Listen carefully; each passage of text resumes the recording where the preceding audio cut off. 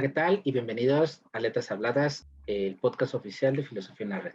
Si es la primera vez que entras al canal o nos escuchas por alguno de los servicios de podcasting, bueno, comentarte que este es un programa en donde desde una perspectiva un poco más banal, un poco no tan filosófica en el sentido estricto de la palabra, tratamos de reflexionar sobre y hacer filosofía, aterrizando los conceptos más complejos de una manera más dinámica, de una manera más digerible y entretenida.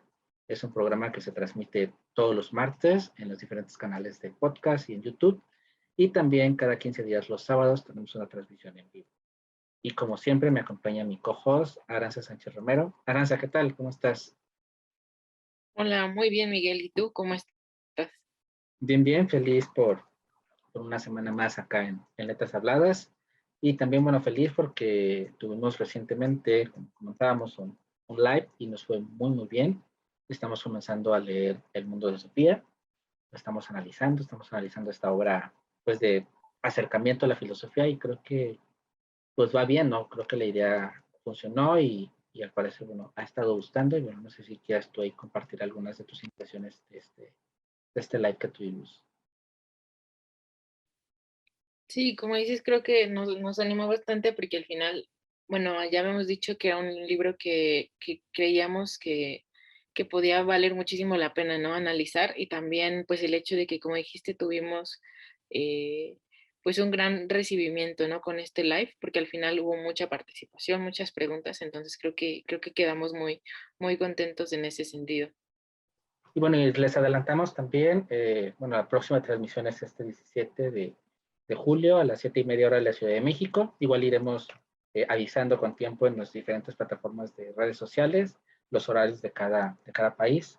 Y también hemos habilitado un correo, letrashabladas@filosofianared.com, donde nos puedes hacer llegar tus comentarios sobre el live, sobre estos episodios, sugerirnos temas, darnos propuestas, pues porque la idea es acercarnos a ti y darte el contenido que tú prefieres, que a ti te gusta, que a ti te interesa. Entonces, no dejes de mandarnos un mensajito a este correo o a cualquiera de nuestras redes sociales, pues para que puedas acercarte con nosotros y darnos estas ideas, sugerencias que al final del día nos nutran y nos fortalecen mucho. Por ejemplo, el episodio antepasado, el episodio pasado de si los influencers realmente nos influyen, fue una propuesta de uno de nuestras escuchas, así que de esta manera tomamos tus sugerencias muy en cuenta y pues te invitamos a que lo hagas.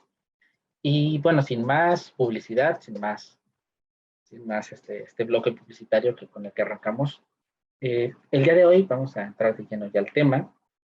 El día de hoy viene un tema interesante porque hablamos del conocimiento, de esta necesidad de saber, pero no desde el plano divulgativo, netamente, aunque quizá lo toquemos, sino desde otra perspectiva. Y bueno, Ari, bueno, es siempre la que anda ideando de qué vamos a hablar, entonces, Ari, ¿por qué este tema y cuál es el tema? Bueno, como comentas, nos interesaba hablar como de este tema, como dices, no tanto del lado del conocimiento en el ámbito como de divulgación, sino justamente el otro lado, ¿no? O sea, la cara opuesta, que es cuando ocurre una parte de censura, ¿no? Entonces, pues en este sentido, la censura es algo como que ha pues ocurrido desde siempre, ¿no? O sea, si nosotros nos dimos justamente como a la tarea de investigar un poquito sobre este tema, más que nada de lo que nosotros conocemos como la quema de libros, ¿no? Y nos damos cuenta que no es algo que sea reciente, sino que es algo que siempre ha existido. Y un poquito esta idea la tuvimos a partir de, pues, el ejemplo más claro, ¿no? Y presente que tenemos nosotros cuando decimos, ¿no? Quema de libros, que es justamente la Biblioteca de Alejandría, ¿no? Y bueno, acercándonos un poquito como a este tema y a investigar, pues no solo de pues de todos estos movimientos o acontecimientos que han sucedido a lo largo de la historia, sino específicamente de la Biblioteca de Alejandría, nos encontramos con la sorpresa de que pues hay muchísimas cosas eh, que no conocemos, ¿no? De esta parte, ¿no? Que incluso podemos decir que como tal el incendio de la Biblioteca de Alejandrina, que muchas veces nos lo relatan en distintas películas, ¿no? Incluso en libros, pues no es como del todo cierto, ¿no? No es como la historia completa. Entonces quisimos como abordar este tema en específico, porque creemos que también obedece como a muchísimas otras preguntas que podemos hacernos, ¿no? Desde un ámbito filosófico, que es pues esta parte en primera de la censura, ¿no? Así es, porque siempre, de una u otra manera, siempre, ya sea a nivel político, sobre todo a nivel político, creo que se da mucho, pero también desde el punto de vista intelectual, algunas veces, siempre se quiere alinear las cosas y se pretende que el conocimiento, la información, la divulgación, siempre vaya como en línea de lo que el líder en cuestión, el líder en turno, o quizá también el intelectual como que más prominente en en su época, se alineen a esas cosas y nadie le lleve como que la contraria.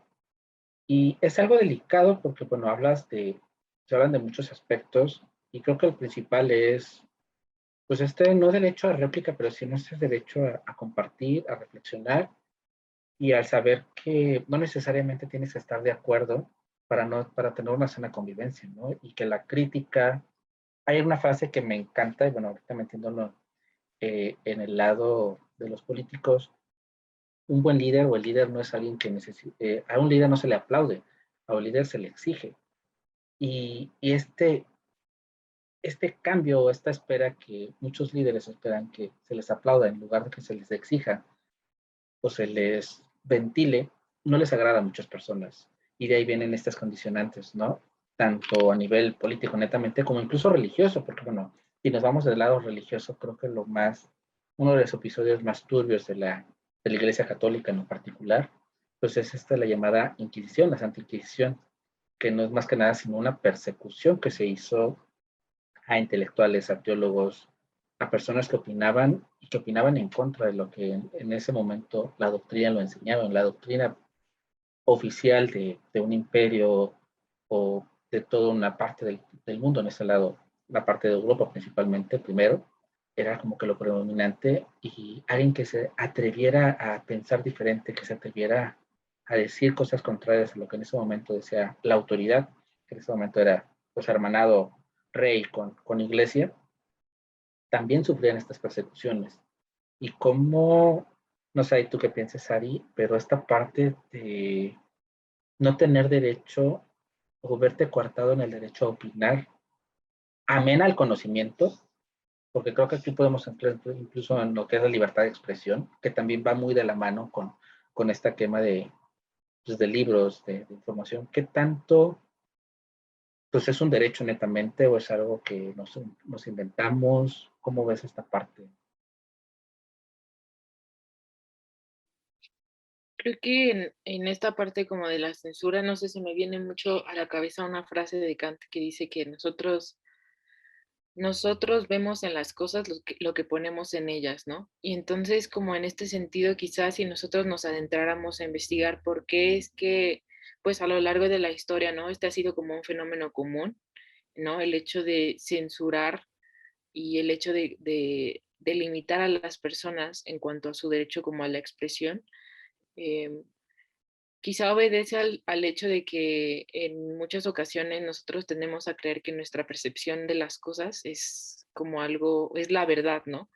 Cuando pues es algo completamente distinto, ¿no? O sea, el hecho de que nosotros percibamos algo de una determinada manera solo nos dice una cosa, que es el hecho de de que nosotros estamos, no sé, teniendo una perspectiva muy específica y particular de algo que está sucediendo allá afuera, pero eso no necesariamente hace que eso o nuestra forma de percibirlo sea la correcta, ¿no?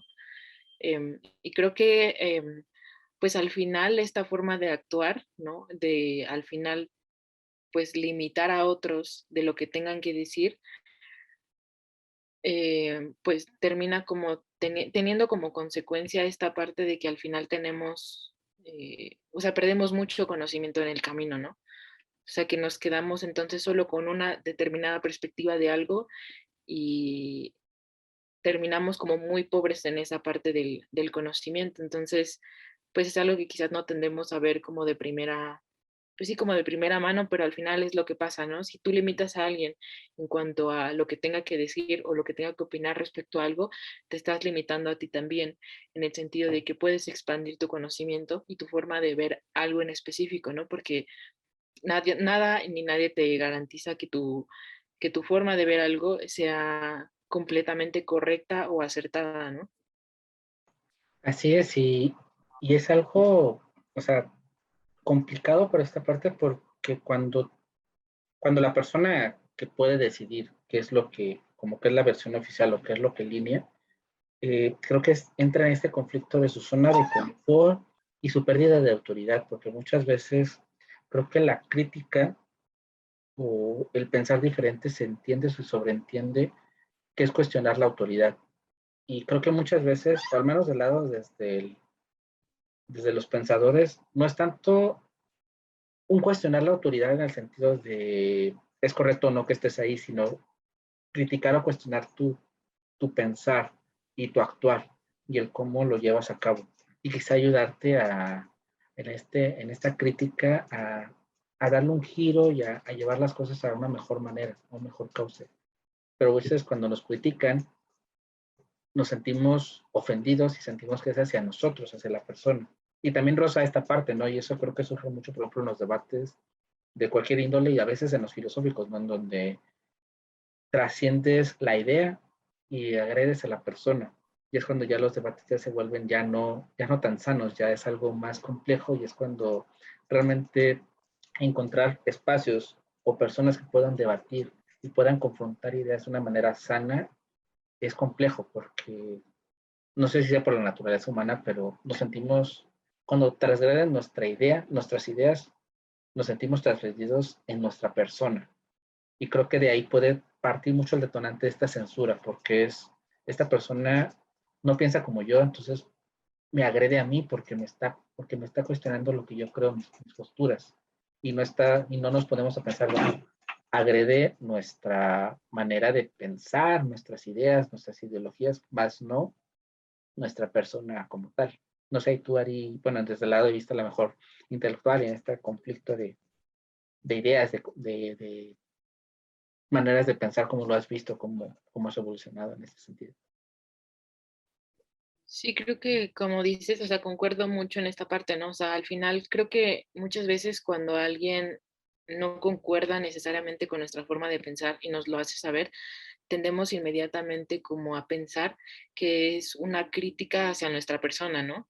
Y entonces en este sentido es mucho más fácil que nosotros tendamos a rechazar, ¿no? Inmediatamente lo que se nos está diciendo, cuando en realidad muchas veces olvidamos que estas críticas no son como tal personales, ¿no? O sea, no son hacia nuestra persona, sino son como hacia nuestras opiniones o nuestras ideas que al principio que digamos como eh, no sé, como en un primer vistazo podría parecer que es lo mismo que nuestra persona, pero son dos cosas distintas, ¿no?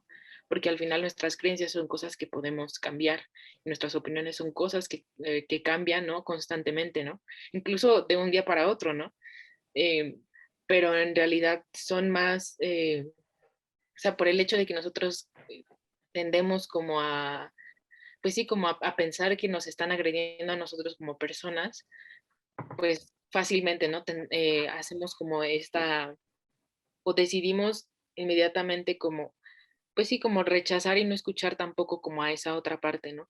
Y como lo dije, pues al final esto en el mejor de los casos puede desembocar en, bueno, ya X al final a esa persona le dejamos de hablar, ¿no? O simplemente rechazamos una opinión o un discurso que a lo mejor puede ser inteligente, ¿no? Pero en el peor de los casos puede desembocar como en este tipo de cosas, ¿no? Que al final decimos en el creer y tratar de imponerle nuestra forma de pensar a los demás y esto puede desembocar en algo mucho más grave, ¿no? Que es la censura, ¿no? O el hecho de decir que alguien no puede expresarse eh, pues como quisiera, ¿no? Y ahorita, hilando un poco lo que dices, creo que cuando alguien piensa diferente, bueno, nos sentimos agredidos, pero aparte, si alguien nos hace ver o nos hace entender o nos quiere hacer entender que lo que pensamos es un error, creo que lo hilo un poco con la parte, a lo mejor el capítulo pasado, donde veíamos un poco esta soberbia que a veces se nos da por ser intelectuales o por saber. Entonces, aparte de que digan, bueno, yo pienso diferente a ti, aparte pienso diferente a ti porque tú estás equivocado, creo que ahí transgrede ya el ego, ¿no? Ya transgrede como que ya te duele más incluso, y es donde entonces te empeñas por esta búsqueda de censura. No sé, se me viene mucho a la mente, por ejemplo, la idea de cuando cambió el concepto de heliocéntrico, ¿no? De cómo, pues, no éramos el centro del universo y realmente éramos una cosa más que giraba alrededor de un sol. Y cómo esto trascendía en ese sentido las preconcepciones, por ejemplo, religiosas en ese momento y, y el aceptar que estabas equivocado, que entendías mal, ese aceptar creo que es lo que conlleva a esta censura más difícil, ¿no? Esta parte de tengo que rectificar y muchas veces no todos saben o quieren rectificar de una manera de no les interesa o les cuesta mucho. Y de ahí viene estas censuras, ¿no? Aparte, bueno, ya después de alinearte a, pues, por ejemplo, como en en la Alemania nazi, que tratar de alinear las ideas o los ideales a lo que el Tercer Reich pensaba y decía que era lo correcto y era lo que tenía que hacer, y tenías que alinear todo a una manera. Pero creo que el error es la parte más complicada y es lo que lleva más a la censura, ¿no? El que te demuestren, ¿no? El que te desenmascaren un error. Sí, creo que, bueno, como en referencia a esto, creo que incluso hasta nos podríamos hacer la pregunta de, eh, por ejemplo, en esto que mencionas del heliocentrismo, ¿no? O sea, que al final como que pues la iglesia creía un poco que esto no iba como alineado a su concepción y a su propia como cosmogonía, su propia forma de ver el mundo, ¿no? Pero ahora que han pasado pues muchos siglos, ¿no? Y ya que ha pasado mucho tiempo después de eso, nos damos cuenta de que hay muchísimas cosas que nosotros tenemos a ver que a lo mejor el punto de vista de otra persona junto con a lo mejor mi punto de vista, no necesariamente porque sean contrarios, quiere decir que cuando los juntas entran en choque, ¿no? Sino que incluso hasta podrían, no se me imagina un poco como lo que teorizaba Hegel cuando hablaba de la tesis y de la antítesis, ¿no? Que cuando lo juntas forman algo nuevo, ¿no? El famoso A más B es igual a C. Entonces no quiere decir que por el hecho de que tú juntes dos cosas distintas necesariamente entren en choque y se eliminen, sino que al final puede, incluso de ese debate, puede resultar como algo mucho más fructífero o algo completamente nuevo que al final no desecha ninguna de las dos partes, ¿no? Sino que crea una cosa completamente distinta. Sí, y complementando eso se me viene, por ejemplo, también que ya después como que rectifica la iglesia y simplemente, por ejemplo, la teoría del Big Bang, que fue formulada por un sacerdote. Entonces, como, o sea, cuando lo ves desde afuera, dices, o sea, una institución que años antes, siglos antes, criticó y cuestionó que Dios era, alguien se atrevía a decir que Dios no nos había puesto en el centro, como ahora se permite compaginar con esta parte de, bueno, quizá hay un Big Bang y quizá hay una fuerza y hay un inicio y mezclas estos dos elementos que tú bien mencionas.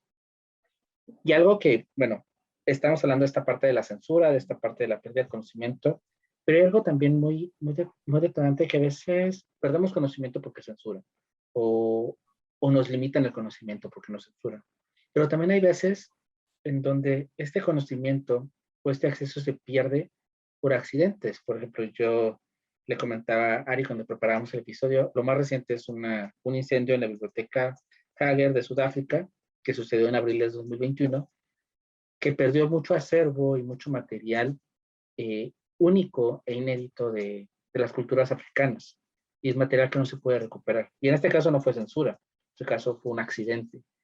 Y el cómo somos vulnerables a ello, y yo le comentaba, y cómo tenemos que ser como que también responsables en permitirnos dar este salto a buscar tener respaldos, a tener ya sea por medios físicos y por medios digitales, tener como que bases de datos o lugares en donde se nos permita tener si bien no acceso al original, pero sí acceso a la información. O sea, está una parte en los accidentes, ¿cómo lo ves tú ahora? Sí, creo que bueno, yo el ejemplo que tengo más, digo, alineado un poquito a esto es que, eh, bueno, retomando más que nada primero, ¿no? O sea, primero lo que dices, ¿no? O sea, creo que al final si nosotros ahorita tenemos como esa disponibilidad, ¿no? Y esa accesibilidad para poder respaldar todas esas cosas que a lo mejor antes no se podían, creo que indudablemente tenemos que hacerlo, ¿no? Quizá antes apelábamos como al hecho de que no sabíamos, ¿no?, cómo tratar ciertos documentos, no sabíamos cómo almacenarlos, ni siquiera sabíamos cómo cuidarlos adecuadamente, ¿no?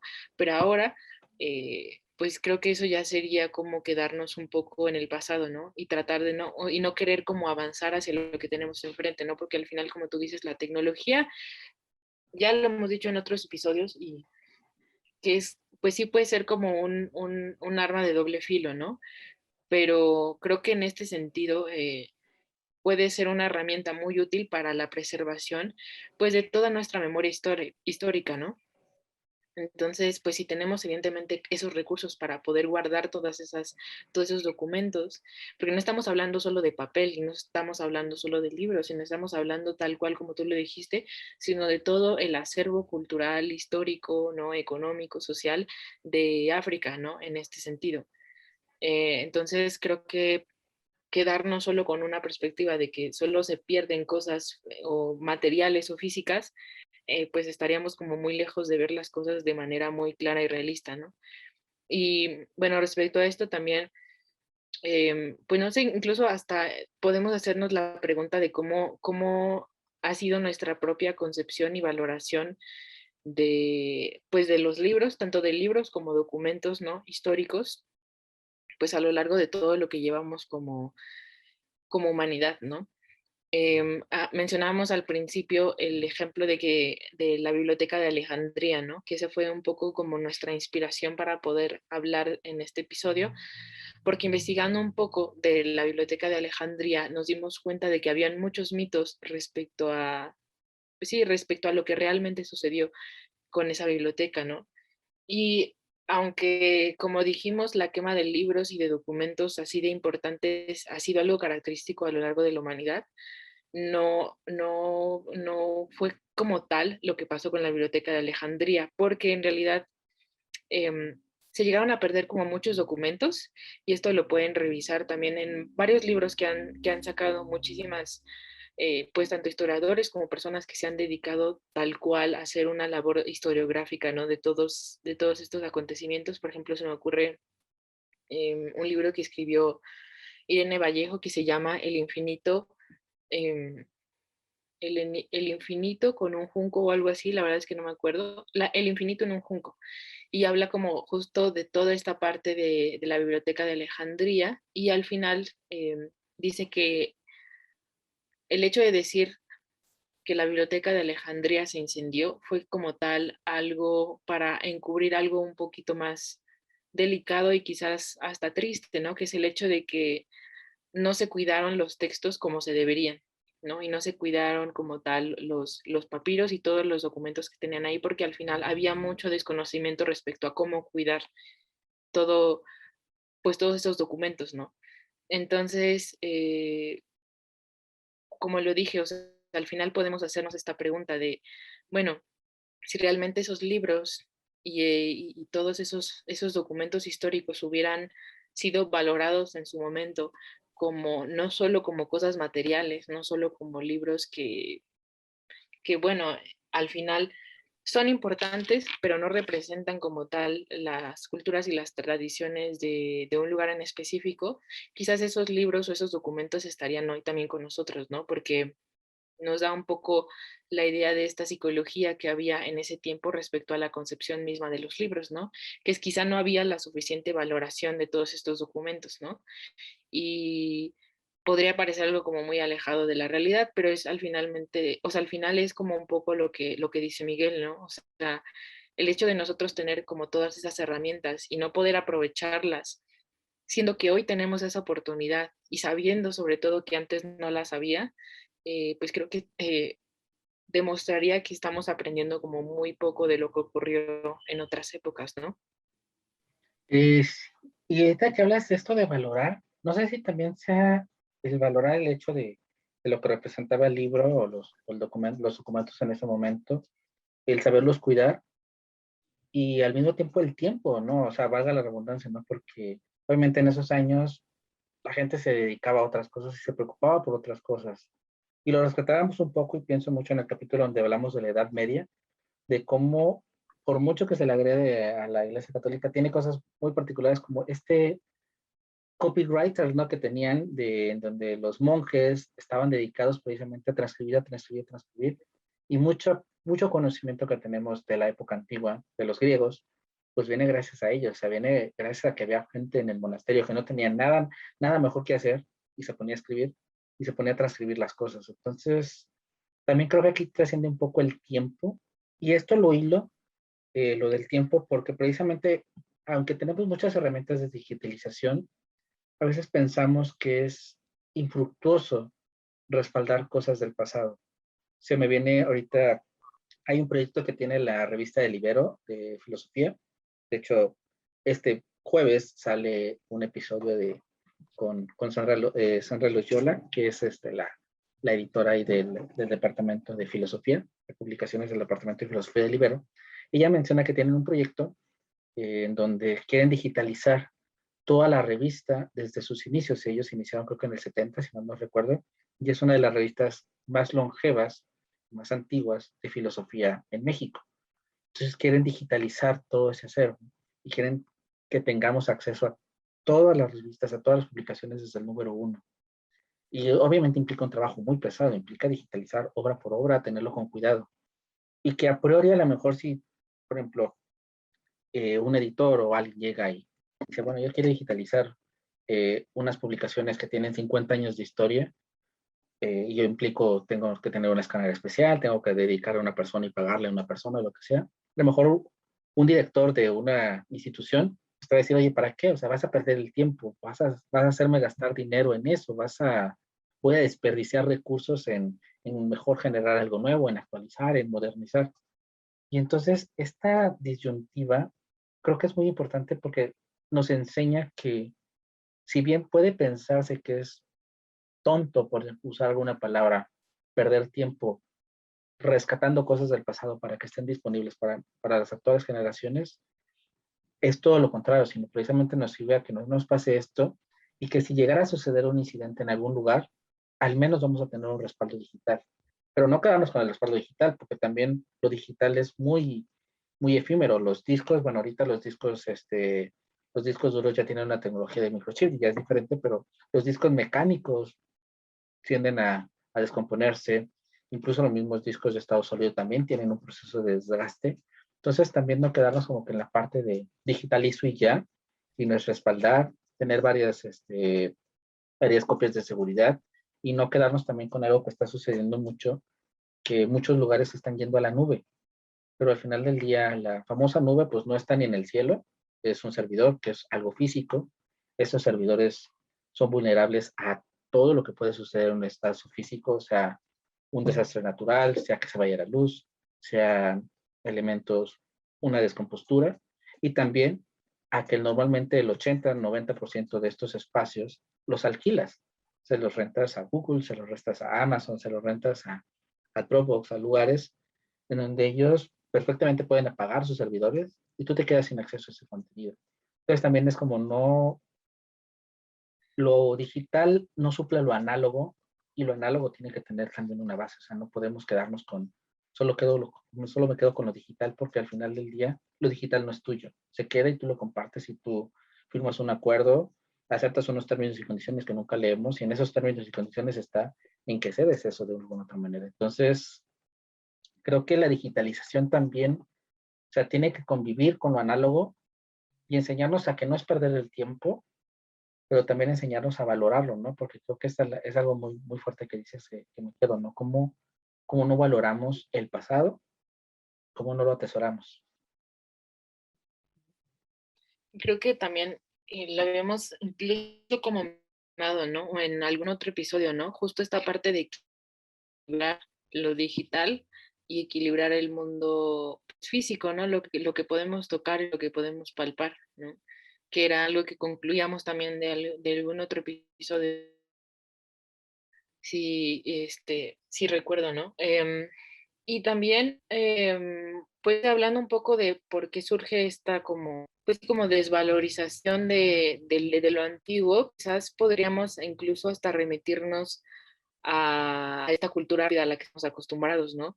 Que quizás pueda ser el motivo por el cual nosotros ahorita ya no estamos valorando tanto las cosas que, o todo nuestro acervo cultural e histórico que tenemos desde hace muchísimo tiempo, ¿no? Y tampoco le prestamos como atención o importancia justo a lo que tú decías, ¿no? A digitalizar todo eso que hace falta digitalizar, ¿no? Porque decimos, bueno, simplemente eso ya está obsoleto o ya hay como versiones más recientes de todo eso, ¿no? Porque al final creo que nuestra propia cultura o la sociedad en la que vivimos, como dijimos, es una cultura muy de consumo rápido, ¿no? Y estamos acostumbrados a que, por ejemplo, si tenemos, no sé, un iPhone, sabemos que va a tener un tiempo de vida y después vamos a tener que renovarlo. Y estamos muy conscientes de que no podemos quedarnos hoy, o sea, o sea, si compramos ya sea un teléfono celular o un auto, etcétera, sabemos que no es como que lo compremos y que lo vamos a tener de por vida, sino tenemos muy claro que tenemos que renovarlo y renovarlo y renovarlo, ¿no?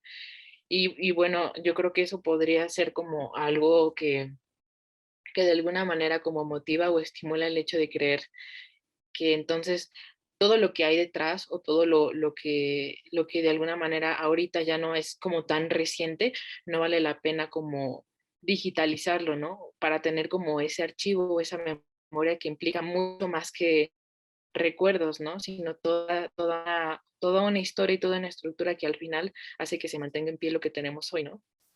Y te hablas, ahorita que hablas esto de cómo nos vamos como que en esta, ah, en esta política de consumo, se me viene mucho a la mente también lo retrocompatible, porque desgraciadamente se está perdiendo mucho material, por ejemplo, y ahorita cualquier ordenador que te compres, laptop, no tiene un lector de discos.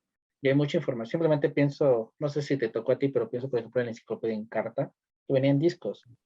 Y alguien que a lo mejor tenga una enciclopedia en carta no lo va a poder acceder a ella porque no hay lectores de discos en la laptop.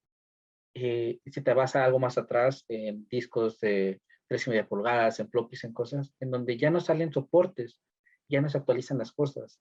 Y esto, aunque parece algo muy banal y algo muy tonto, al final del día te quedas con pérdida de cosas, estás perdiendo cosas y no estás generando retrocompatibilidad o no estás optimizando a lo mejor, por ejemplo, la Encarta, no sé, la última edición que haya salido, creo que fue la 2002 o algo así, a lo mejor sacar, no sé, sacarlo en internet o lo que sea y tener ahí como que tu información y ahí se queda como algo que va a preservarse en la historia y que al final del día a lo mejor puedas entrar del ordenador, puedas entrar de otro medio y se quede ahí como algo que trascendió.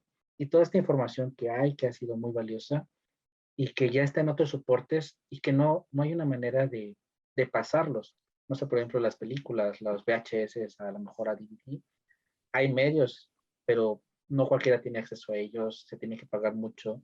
Y a lo mejor una película que está en VHS no lo puedes pasar a DVD. Y incluso ya el DVD ya está pasando de moda y ya se está haciendo todo digital. Entonces, ¿cómo estar optimizando esto, no? ¿Cómo estar escalando para que puedas tener este acceso a la información? Porque al final del día, como dices, aunque quizá quede obsoleto, pero es historia que queda y es una información que debería de mantenerse. Y esto me viene también a la mente que quizá forzado por la pandemia, muchos museos sobre todo, se tuvieron que digitalizar. El Louvre, por ejemplo, tuvo que digitalizar sus obras a raíz de la pandemia, pues era una manera de atraer visitantes, ¿no? De generar, pues de no verse obsoletos en la pandemia. Pero esto, aunque es como, digo, puede caer en este lado de para qué, es importante, ¿no? Porque creo que al final del día, pues cualquier persona, incluso das acceso a la información de una manera mucho más abierta, permites, por ejemplo, que cualquier persona en el mundo pueda ver una obra, verla en buena calidad, verla de la mejor manera posible, sin ser presencial, y que te permite precisamente dar este acceso a las personas de conocimiento, al conocimiento. Que al final es por ejemplo, es una labor muy loable que hace Wikipedia, que permite dar esta información a todos y a todas sin sesgos, una estructura editorial y sobre todo libre. No sé, ahí esta parte, ¿cómo lo ves tú, Ari? Sí, bueno, y creo que de lo que dices se me viene como mucho a la mente, que recuerdo mucho antes, bueno, justo cuando empezaba la pandemia, ¿no? Y en referencia como a todo esto que has estado diciendo de la pandemia, ¿no? Y justo de que tendemos a creer que porque algo ya está en la nube, ya está asegurado ahí, que ya es intocable, que ya es imposible que lo perdamos, No sé cuándo, yo creo que todos tuvimos esta sensación, ¿no? De que en la pandemia nosotros dábamos por sentado de cómo, o sea, no era concebible para nadie que llegara un momento en el que no pudiéramos ni siquiera como ir al banco o no pudiéramos ni siquiera salir como a caminar, ¿no? O sea, como muchísimas cosas las dábamos por sentado o el hecho de algo tan sencillo como, por ejemplo, ir al súper, ¿no? Y vemos que pues en muchos países hubo como desabasto de cosas en específico, ¿no? De productos en específico. Y eran cosas que nosotros ni por la mente se nos pasaba, ¿no? El hecho de que podíamos vernos en aprietos o en estas situaciones en donde aquello que creíamos que lo teníamos asegurado, de repente ya no iba a estar ahí, ¿no? Creo que lo mismo pasa con todo aquello que está como tanto en el mundo físico, ¿no? Como en internet, ¿no? O sea, como no dar por sentado ninguna de estas dos partes, ¿no? Porque en ningún momento nosotros sabemos que a lo mejor como tú dices, o sea, al final las nubes son como espacios físicos y sabemos que todas estas partes en donde nosotros almacenamos nuestros archivos o nuestros documentos, pues no son como tal nuestros, ¿no? Incluso ya no digamos como de un disco duro o así, ¿no?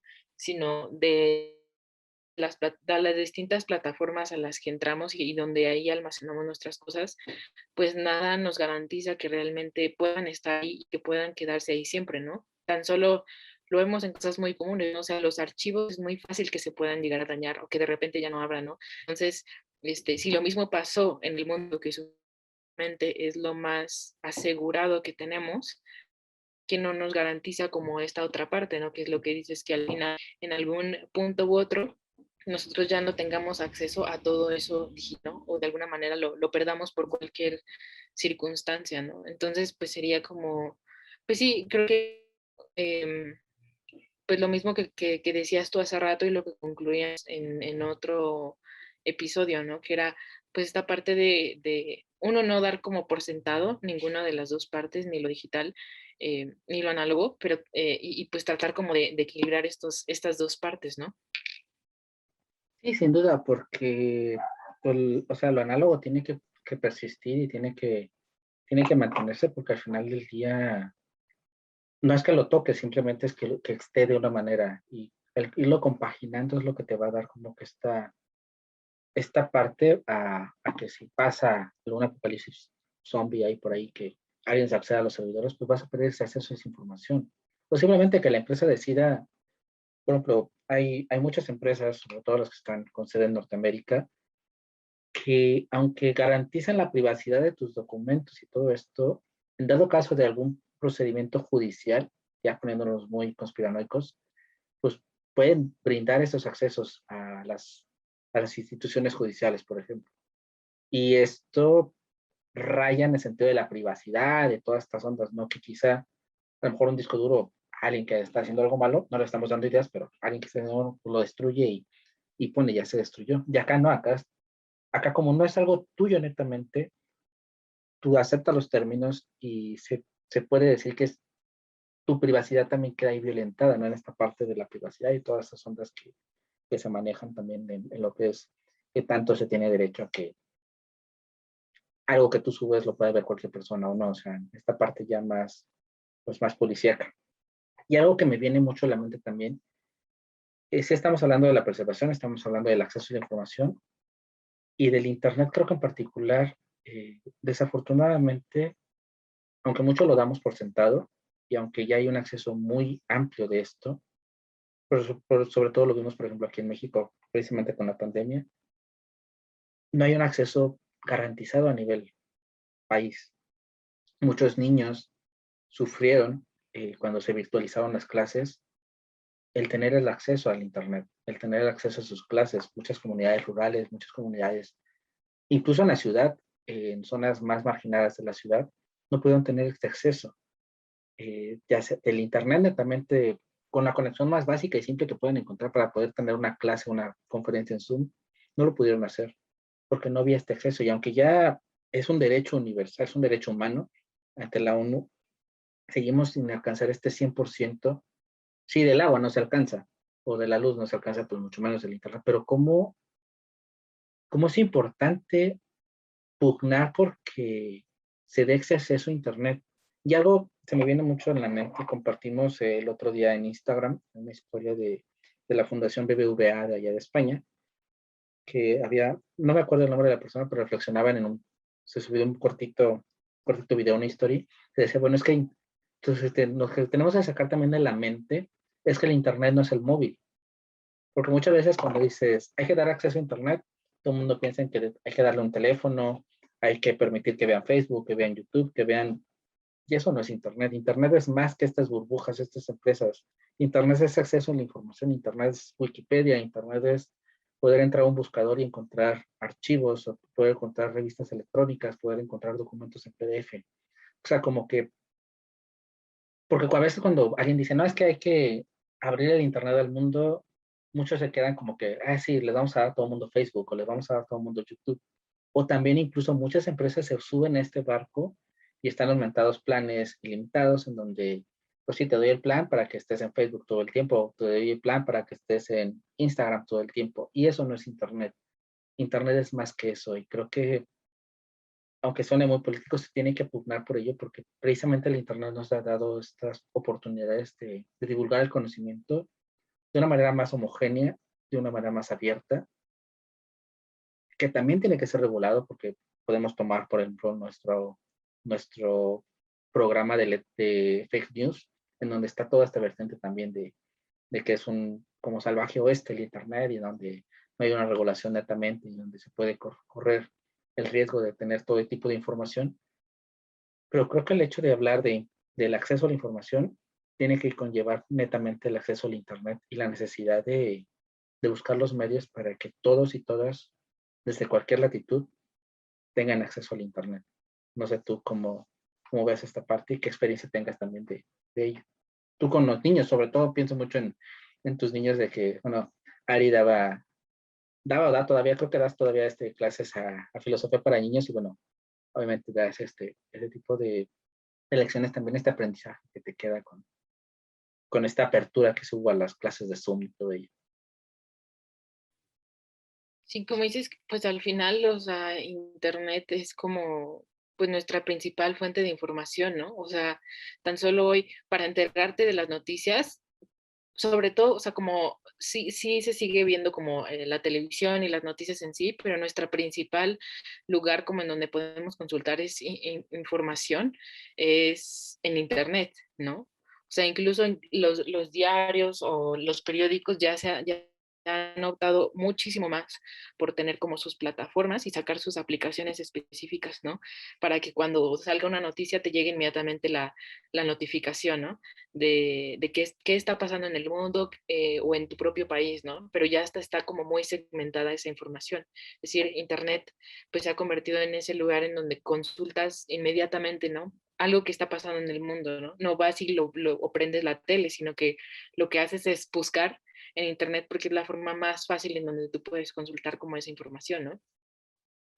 E incluso como para investigaciones o como tú dices, para aquellas personas que tienen como ese acceso a Internet en la escuela o así, al final lo que ha pasado es que eh, te dejan una investigación, si te dejan un trabajo, etcétera, yo creo que realmente ya casi nadie recurre como tal a libros, a menos que te veas forzado a ello. Y curiosamente, cuando recurres a libros es porque en cualquier investigación o en algún trabajo que tengas, o etcétera, o incluso en el trabajo, cuando recurres a un libro es justamente porque no encuentras información confiable y específica en Internet, ¿no? Entonces eso es algo curioso, ¿no? Porque al final eh, volvemos a poner sobre la mesa la importancia entonces de tener ese respaldo, ¿no? De poder tener como esos libros de forma física y al final darnos cuenta de que en muchas ocasiones, pues sí, es cierto que podemos encontrar los libros que tenemos en físico en Internet,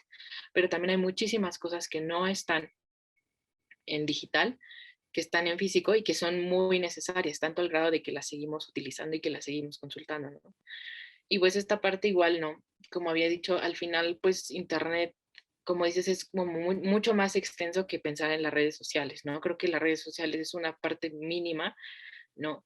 Porque al final Internet es, como le dijimos, una dimensión, ¿no? Completamente distinta a lo que es el mundo físico o con el que normalmente como estamos acostumbrados a desenvolvernos y a desarrollarnos, ¿no? Y se rige por unas reglas completamente distintas, ¿no? De las que hay como en el mundo físico. Y como tú dices, pues en este sentido es obvio que, como ya lo hemos dicho en algunas otras ocasiones, faltan muchísimas regulaciones, ¿no? Y ahora más con la pandemia, como dices, al final no todas las personas como tuvieron esta oportunidad de tener un dispositivo desde el cual conectarse a Internet, porque implica muchas otras cosas, ¿no? Literalmente es un privilegio y no tanto como tú dices, o sea, debería de ser como algo a lo que todos deberíamos de tener acceso, pero desafortunadamente sigue siendo un privilegio, ¿no? Porque pensemos en lo que involucra tener acceso a Internet, ¿no? Primero involucra que todas las necesidades que están para abajo, ¿no? Estén saciadas, ¿no? O sea, desde alimento, desde dónde puedas tú quedarte a dormir, ¿no? O sea, muchísimas cosas, ¿no? El hecho de que puedas pagar la luz, ¿no? Porque evidentemente alguien que no tiene como tal la certeza de que va a alimentarse bien, ¿no? Y va a alimentarse todos los días, va a tener a lo mejor la otra parte, ¿no? Que es bueno, un dispositivo desde el cual conectarse a Internet, también luz y evidentemente pues el Internet en sí, ¿no? Entonces como que sería como absurdo pensar que todos ahorita tienen como ese acceso al Internet, ¿no? Y bueno, aparte de eso, si nosotros nos ponemos como del lado más optimista de todo esto, que es que todas las personas tuvieran ese acceso a Internet, ¿no? También creo que requiere como de una educación, ¿no? Y de un acompañamiento, sobre todo como tú dices, por ejemplo, en el caso de los niños, es preocupante en el sentido de que ellos saben incluso en muchas ocasiones mucho más cómo utilizar un dispositivo que tú, ¿no? Y es increíble porque a veces pues, ni siquiera saben leer, ¿no? No saben leer o saben leer a lo mejor muy todavía como a una, pues sí, como podrías tú leer como a una temprana edad, no tan bien, y ya lo saben utilizar mejor que tú. Y en este sentido, pues también el hecho de tener como acceso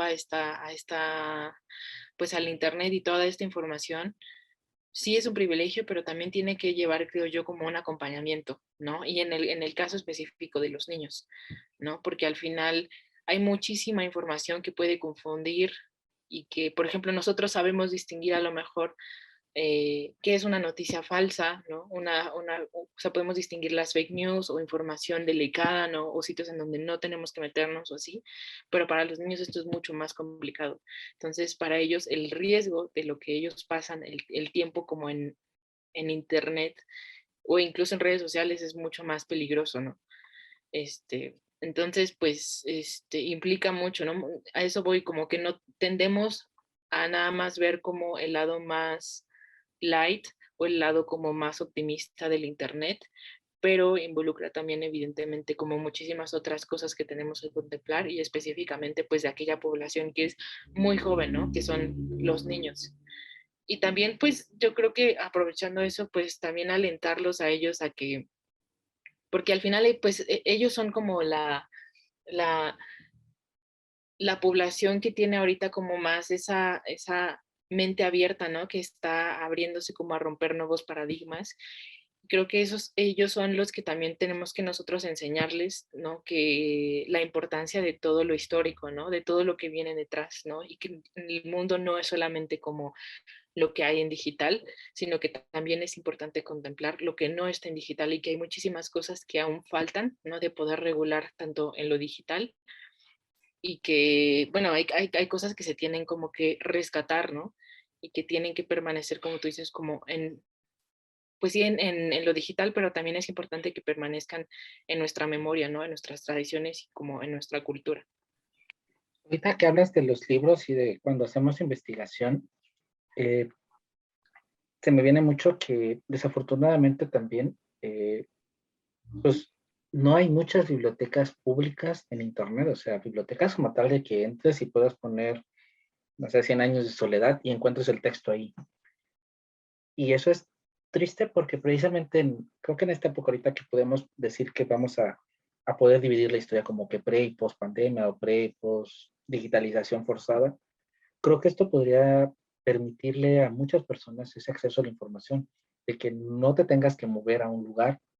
Y hablando, porque matas dos pájaros de un tiro, como diríamos, es digitalizas algo, lo dejas como para preservación, abres al mismo tiempo la información a más personas y pues al mismo tiempo pues también, bueno, dejas tu espacio, dejas tu documento en físico.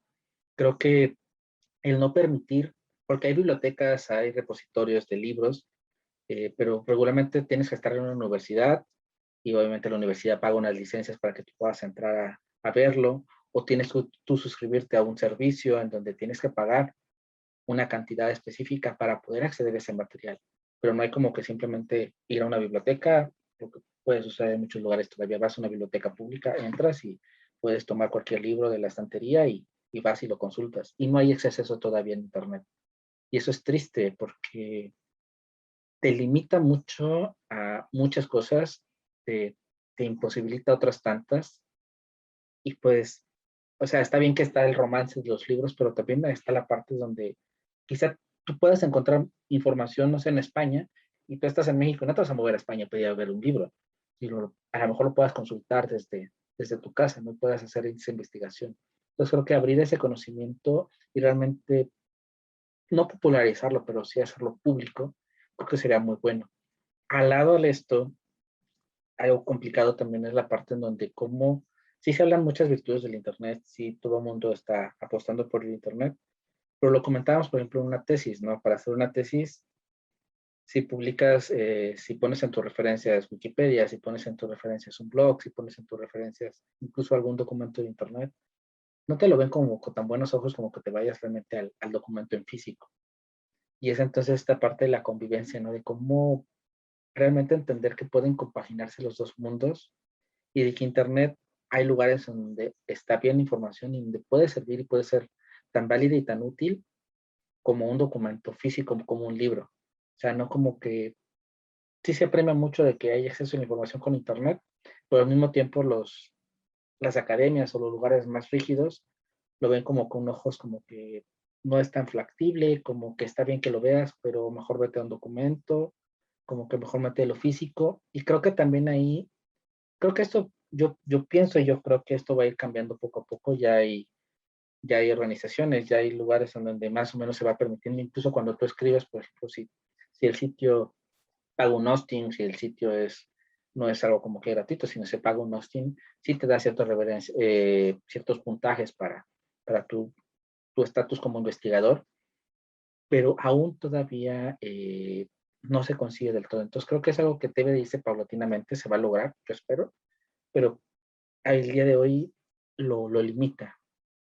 Otra parte, a mí me da mucha risa con los niños lo que tú mencionas de esto de cómo pueden usar los dispositivos, pero me da risa en el sentido de cómo los mayores también se pueden beneficiar de esta naturalidad con la que se crean los dispositivos para ser entendibles por niños, pero que a veces la persona mayor, ya sea un adulto joven o incluso un adulto mayor, se autolimita, ¿no? Y por miedo, por comodidad, por apatía, lo que sea, te privas de esas cosas diciendo que no lo vas a entender, cuando no te das esa oportunidad. Y creo que eso es una lección para todos, ¿no? Ya sea alguien de 20, de 30, de 40, para más, el cómo no tenerle miedo a las tecnologías nuevas, a los dispositivos nuevos, porque realmente están pensados para ser usados para niños la mayoría de veces. Y si un niño de 5 años lo puede usar, creo que incluso hasta por ego, te debería de calar a ti y decir, oye, es un chamaco de 5 años, lo puede usar, porque yo de tantos años no lo voy a poder usar y no lo voy a poder entender. Creo que en ese sentido, el apostar por no tenerle miedo a innovar, a entender que estamos en un mundo de constante innovación, en donde sí tenemos que rescatar estas cosas viejas, tenemos que apostar por rescatar el conocimiento, pero no por rescatar el conocimiento, vivir con los discos de LP y quedarnos con reproducir solo esos discos, sino también innovar y cambiar. O sea, es como que tratar de compaginar estas dos partes. O sea, rescatamos lo viejo, valoramos lo viejo, lo atesoramos, apostamos porque siga habiendo accesibilidad a este contenido, pero al mismo tiempo no me limito porque vaya a usar una pantalla táctil, o no me limito porque haya nuevas formas de entretenerme, de conocer, de aprender. Creo que lograr pues esta dualidad que muchas veces parece que estamos peleados, ¿no? Parece que el geek está peleado con lo análogo o el vintage está peleado con lo geek. Y entonces creo que en lugar, una fusión en nuestro colectivo puede ser algo muy, muy bueno y muy interesante para... en esta idea se me viene mucho, por ejemplo, no tiene nada que ver, pero es como que la fotografía, la escenografía que hacen en la serie de Loki, el cómo todo el contexto es como que muy futurista, pero está como muy vintage al mismo tiempo. Es como que mezclan de una manera, o sea, se supone que estás en un mundo muy distópico y muy futurista y muy acá, pero ves cosas, ves pantallas de tubo, ves televisión, o sea, es como esta combinación media extraña, como tiene un nombre, realmente no recuerdo el término, pero esta combinación de como que cosas futuristas con cosas antiguas, creo que logra hacer una fusión que podríamos usar todos en el sentido de combinar y de saber aprovechar lo mejor de los dos mundos, lo mejor de lo antiguo, lo mejor de lo nuevo, lo mejor de lo digital, lo mejor del análogo. O sea, como tú, ¿tú qué opinas, Ari? Creo que a propósito de esto, no sé por qué se me vino este concepto, pero hay un concepto en programación que se llama merge, y lo que hace es como justo eso, o sea, como retomar, o sea, para que tú puedas crear una versión actual de algo, tienes que tomar algo de la versión pasada. Y solo volviendo como a ese archivo anterior, puedes crear esa fusión, ¿no? Y también me acordaba de algo muy, ya como en el terreno del psicoanálisis, ¿no? Que Freud hace como, a él le gustaba como mucho esta parte de la arquitectura, ¿no? Pero sobre todo de lo que a él le interesaba, por ejemplo, mucho la Roma, ¿no? Que es la ciudad eterna, que es que le llaman, ¿no? Y él para poner como sus ejemplos específicos en cuanto al psicoanálisis, hacía mención de las ciudades y de las ruinas, ¿no? De construcciones que había habido antes y después, ¿no? Y decía que en realidad en toda ciudad, siempre en toda ciudad, siempre había como restos de lo que había sido antes, ¿no? Y que esos eran imborrables, ¿no? O sea, que incluso si los quitaras o así, la estructura misma de la ciudad conservaba algo del anterior, ¿no? Y solo sobre esa base se podría construir algo nuevo. Entonces creo que esto es como muy, muy relevante, ¿no? Como de ahorita de lo que estabas hablando, ¿no? Porque al final creemos que cuando estamos hablando de algo nuevo, relativamente, estamos borrando todo lo de atrás. Y sería como un error creer eso, porque al final estamos hablando de que, pues todos los errores, todas las fallas han llevado a que nosotros tengamos lo que tenemos hoy, ¿no? Y de alguna manera, aunque no sea visible, aunque no lo podamos ver, todo lo nuevo hoy o todo lo reciente tiene evidentemente como esas huellas, ¿no? Que si nosotros pudiéramos hacer como todo un recorrido, pues no, ese histórico o historiográfico, definitivamente veríamos que nada es aislado, ¿no? O sea, que lo que hoy tenemos no es algo completamente aislado del pasado, sino que está como completamente conectado, ¿no? Aunque como lo dije, hay cosas que no se ven, hay cosas que ya no podemos ver, pero que evidentemente están ahí, forman parte como de una memoria, ¿no? Y, por ejemplo, de lo que dices respecto a la tecnología, de que muchas veces tenemos como este pensamiento automático, ¿no? De creer que porque surge algo nuevo en cuanto a tecnología, nosotros ya no podemos entenderlo, ¿no? Y a mí, como dices, o sea, eso sí me provoca como mucha curiosidad, porque en muchas ocasiones me he encontrado como con personas que te dicen, ayúdame en esto de mi teléfono, que no sé cómo ponerle tal cosa. Y en realidad es algo muy intuitivo, porque lo único que tienes que hacer, digo yo, es como o sea, por ejemplo, no sé si quieres arreglar algo del brillo de tu teléfono o algo así, ¿en dónde es más probable que lo encuentres? ¿En la parte de configuración o en la parte de cámara, no? O sea, es como también como muy intuitivo, pero creo yo que todo esto de pensar que no podemos con la tecnología que viene es como más bien pues una creencia que tenemos pues ya como muy enraizada, ¿no? Y no como tal que no podamos nosotros entender, ¿no? O sea, al final, ¿quién va a construir algo relacionado como con la tecnología para que nadie lo entienda, ¿no? O sea, es algo que no tendría sentido, ¿no? En lo absoluto. Entonces creo que sí me quedaría como con esta idea que dices, ¿no? Que al final, pues uno, o sea, como englobando todo lo que hemos platicado ahorita, pues sería esta parte de la importancia de hallar un equilibrio entre lo análogo y lo digital y saber que no es como que una sea inferior y como que la otra sea mejor que la otra, sino más bien como que son dos manifestaciones distintas de la creatividad humana, ¿no? Y que en este sentido las dos pueden realizar aportaciones en cosas completamente diferentes, ¿no? Lo otro con lo que yo me quedaría es que, bueno, siempre hay como ese registro histórico, ¿no? Que aunque no podamos verlo, lo que hoy tenemos o lo que hoy existe no existiría si no hubiera antes un fundamento anterior a eso, ¿no? Quizá lleno de errores, quizá lleno de, de estigmas o prejuicios, pero que al final le dan como, nos han llevado a tener una mejor versión de lo que nosotros conocíamos antes, ¿no? Así, Y, pues, y nada más como lo último sería de, pues igual como no tenerle como miedo a esta parte de la digitalización, ¿no? O sea, y esto conlleva el no tener como ciertos prejuicios o estigmas o ya creencias como limitantes respecto a la tecnología. así es, Ari. Y bueno, es que la tecnología, como primero esta parte, cuando se hizo de consumo, ya entonces por diseño perdió la estructura de difícil. O sea, obviamente, si lo planteas a los años 60, a los 70, donde tuve era algo extraño y era algo de nicho, pues sí, a lo mejor era difícil, era complicado. Pero ahorita ya que es de consumo, los productos que salen de tecnología de consumo por diseño, porque tienen que venderse, porque una empresa que genera, que saca algo, tiene que hacer que se vende, tiene que hacer que las personas lo usen, lo hacen intuitivo, es parte del diseño. Obviamente, el trasfondo de el saber cómo funciona el programar y todo eso, obviamente tiene su ciencia y eso sigue siendo complicado y cada vez es más difícil. Pero el dispositivo en sí o los dispositivos en sí son per se intuitivos precisamente porque tienen que serlo para venderse, tienen que, en esta consumismo y en esta era consumista y todo esto, tienen que venderse. Entonces, si no haces algo que realmente sea fácil de usar, pues no lo vas a vender. Entonces, en ese sentido es como que perderle este miedo, ¿no? A la tecnología. En esta ahorita que rescatas de Freud y de las ciudades se me viene mucho la frase de olvidar nuestro pasado, olvidar nuestras historias, estás condenado a repetirlas, ¿no? Cómo tenemos que siempre estar conscientes de nuestro pasado para aprender de ello, para leccionarnos y para no repetir estos errores o repetirlos de una menor manera, ¿no? Contenerlos un poco, o sea, no podemos simplemente borrar las cosas porque sería un error para toda la historia en general.